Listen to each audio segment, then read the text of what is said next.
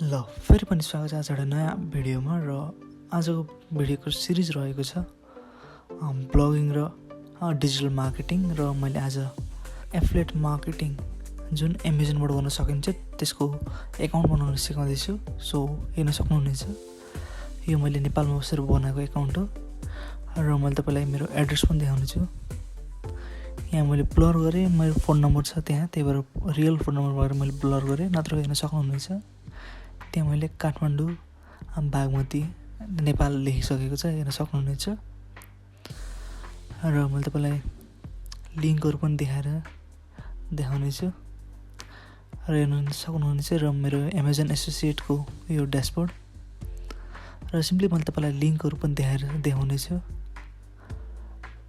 र मैले एउटा यो ल्यापटपमा क्लिक गरेँ, यो आरओजी एसएसको आरओजी र 2.5% कमिसन रहेछ यहाँ र एफिलिएट लिङ्क यहाँ छ मेरो, डाइरेक्ट लिङ्क र सर्ट लिङ्क गरेर हेर्न सक्नुहुनेछ सब लिगल तरिकाले एकुरेट तरिकाले। ल सुरु गरौँ। अब यो सुरुमा तपाईँहरूले एमाजोन युएसए जानुपर्ने हुन्छ र सबैले सिम्पली साइन अप गर्नुहोस् र साइन अपमा क्लिक गरेर आफ्नो नाम, इमेल एड्रेस, पासवर्ड र रिइन्टर पासवर्ड गरेर तपाईँले सिम्पली आफ्नो एकाउन्ट बनाउनुहोस्। पहिला एकाउन्ट बनाउनको लागि तपाईँको मेलमा कोड जान्छ र तपाईँले त्यो कोड हानेपछि बल्ल तपाईँको एकाउन्ट बन्नेछ। र तपाईँले यहाँ आफ्नो पे नेम, आफ्नो name, real name, address 1, address 2, address 3, city र रिजन, जिप कोड र कन्ट्री कुन हो र फोन नम्बर हाल्नुपर्ने हुन्छ। सब लिगल हाल्नु होला र नेपाली अनि +977 पनि रहेको छ यहाँ नम्बरमा। सिम्पली तपाईँले +977 सर्च गर्नुहोस्। तपाईँको 977 सर्च गर्ने बित्तिकै तपाईँ स्क्रोल गरेर लास्टमा जानुहोस्, त्यसपछि आफ्नो नम्बर हाल्नुहोस् र यहाँ हेर्न सक्नुहुनेछ यहाँ कन्ट्रीमा तपाईँको कन्ट्रीमा नेपालै छ र नेपाल पनि रहेको छ पहिलेदेखि। सो यो पहिलेदेखि हो कि अहिले आएको थाहा भएन, तर अहिले चाहिँ लेटेस्टमा हेर्दाखेरि अहिले छ नेपाल र नेपालको लागि पनि बनाउन मिल्नेछ र सिम्पली नेपाल हेर्न सक्नुहुनेछ र सिम्पली तपाईँले आफ्नो यो फर्म आफ्नो नाम फिल गर्नुहोस् सबै। मैले फास्ट फरवर्ड गरिदिएँ। सुरुमा आफ्नो एड्रेस हालेँ, त्यसपछि सिटी नेम काठमाडौँ र यो मैले सेकेन्ड एकाउन्ट बनाइरहेको छु यसित। सो मैले यो एकाउन्ट फोन नम्बर चाहिँ जेपिटी हालिदिएको छु, तर यो आफूले आफ्नो रियल नम्बर हाल्नुहोस्, पछि कोड चाहिन्छ, त्यही भएर आफ्नो रियल नम्बर चाहिँ हाल्नुहोस्। र यो मेरो जिप कोड मिलेन काठमाडौँको, सो मैले काठमाडौँको जिप कोड 44,000 रहेछ। सो मैले नेक्स्ट गरेँ र आफ्नो यहाँ चाहिँ रियल वेबसाइटको नाम रियल वेबसाइटको लिङ्क हाल्ने हो, तर अहिलेको लागि मैले सिम्पली डमी वेबसाइट त्यहीँबाट वेबसाइट उठाएर हालिदिएको छु र तपाईँले पनि एउटा जुन पनि वेबसाइट हाल्न सक्नुहुनेछ र पछि आफै एडिट गर्न मिल्छ र आफ्नो रियल वेबसाइट हाल्नुपर्ने हुन्छ, नत्र एकाउन्ट ब्लक हुन्छ।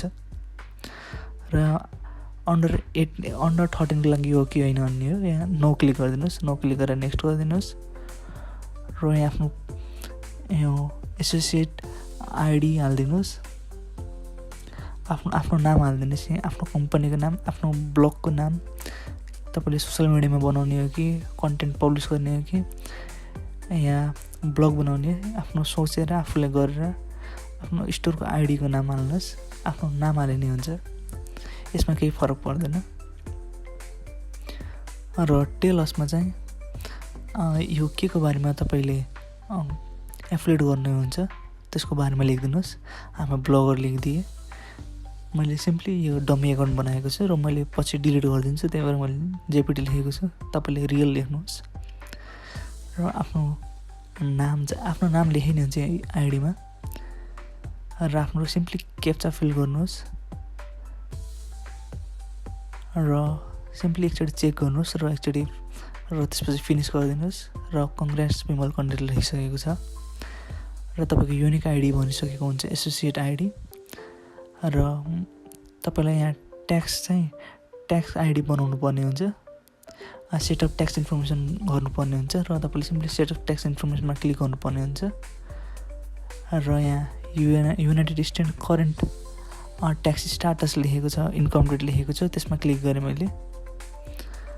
र त्यसपछि तपाईँको यहाँ आफ्नो प्रोफाइल देख्छ, यहाँ बिजनेस हो कि इन्डिभिजुअल हो, तपाईँलाई इन्डिभिजुअल गर्नुहोस् र सिम्पली नो गर्नुहोस्। यहाँ आफ्नो फुल नेम हाल्नुहोस् र सिटी के अरे कन्ट्री चाहिँ नेपाल हाल्नुहोस् र रियल आफ्नो एड्रेसहरू हाल्नुहोस्।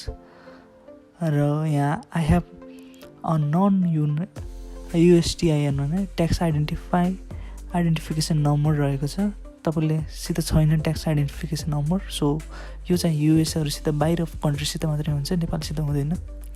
So I don't have TIN number हाल्नुहोस् र सिम्पली तपाईँले कम्प्लिट गरेर त्यसपछि फिनिस गरेपछि तपाईँको यहाँ सिम्पली एउटा रिपोर्ट भन्ने छ, त्यसमा गएर तपाईँले एकचोटि चेक गरेर कन्फर्म गर्नुपर्ने हुन्छ। त्यसपछि तपाईँको एकाउन्ट आफै बन्छ। र तपाईँले चाहिँ एकाउन्ट एक्टिभेट गर्नको लागि पेमेन्ट अप्सन चाहिन्छ। त्यसमा पेमेन्ट अप्सनको लागि फेरि जुन ठाउँमा ट्याक्स इन्फर्मेसन मागेको थियो त्यहीँ माग्छ पेमेन्ट इन्फर्मेसन। त्यहाँ गएर हाल्ने बित्तिकै तपाईँले त्यो क्लिक गर्ने बित्तिकै तपाईँले आफ्नो फोन नम्बर भेरिफाई गर्नु भन्छ, तर फोन नम्बर चाहिँ भेरिफाई हुँदैन। त्यसको लागि मैले एउटा सिम्पली सानो भिडियो डिस्कोडमा बनाइसकेको छु। So do check it out in Discord. त्यो बाइपास गर्नको लागि मैले एउटा भिडियो बनाएको छु सानो, त्यो चाहिँ डिस्कोडमा हुनेछ, त्यो चेक गर्नुहोस्। र यो मेरो रियल आइडी रहेको छ, यो मैले विमल कण्डेल नामको रियल आइडी हो। र मेरो यसमा पेमेन्ट इन्फर्मेसन नै सब क्लियर भएर मैले पेमेन्ट इन्फर्मेसनहरू सब क्लियर गरेर मैले यहाँ बनाएको छु। र तपाईँको पेमेन्ट चाहिँ पायोनियरमा आउँछ र तपाईँले सिम्पली आफ्नो पायोनियर एकाउन्ट बनाउनुहोस्। कसरी बन्छ थाहा छैन भने एकचोटि युट्युब हेर्नुहोस् र एकचोटि पायोनियर एकाउन्ट बनाउनै पर्छ तपाईँले पेमेन्ट रिसिभ गर्नको लागि। र सिम्पली पायोनियर एकाउन्ट बनाउनुहोस्। त्यसपछि त्यसमा गएर यो रिसिभिङ एकाउन्ट्समा गएर युएसए र युकेमा, मेनली युएसएमा आफ्नो bank account virtual bank account खोल्नुहोस्। र त्यसको पेमेन्टको इन्फर्मेसनहरू आफ्नो नाम अनुसार हुन्छ, द करेन्ट ब्याङ्कमा सेभ भएको हुन्छ। त्यही आफ्नो डिटेल्सहरू यो एमाजोनको त्यो पेमेन्ट इन्फर्मेसनमा हाल्नुहोस् र तपाईँको पेमेन्ट लिङ्क हुन्छ र तपाईँले इजिली एफिलिएट मार्केटिङ गर्न सक्नुहुनेछ। र नेक्स्ट भिडियो चाहिँ यसमा एफिलिएट मार्केटिङ र ब्लगरमा सेटअप गर्ने मैले सिकाउने छु, कम्प्लिटली फ्री विथ टेम्प्लेटहरूसित। र to check it out video चाहिँ एफिलिएट मार्केटिङ एमाजोनबाट थियो। र सेकेन्ड भिडियो चाहिँ सायद एफिलिएट मार्केटिङ क्लिङ ब्याङ्कबाट आउन सक्नेछ। र त्यसपछि चाहिँ मैले यिनीहरू एफिलिएट प्रोग्रामबाट प्रोडक्टहरू निकालेर मैले चाहिँ ब्लगिङमा सेटअप गर्नेछु र ब्लगरमा कम्प्लिटली फ्री सेटअप गरेर एकाउन्ट बनाउने छु। एउटा कम्प्लिट वेबसाइट बनाएर मैले तपाईँहरूलाई देखाउने छु नेक्स्ट ब्लगमा। सो नेक्स्ट भिडियोमा। र त्यही भएर मेरो यो कम्प्लिट सिरिजलाई फलो गर्नको लागि सब्सक्राइब गरिदिनुहोस् र कस्तो लाग्यो यो भिडियो कमेन्ट पनि गरिदिनुहोस्। सो आजको भिडियोमा यति नै। केही प्रब्लम चाहिँ भएछ भने सिम्पली डिस्कर्डमा आएर मेसेज गर्दा हुन्छ जर्नल च्याटमा। सो आजको भिडियोमा यति नै। हेरिदिनु भएकोमा धन्यवाद। Thanks for watching.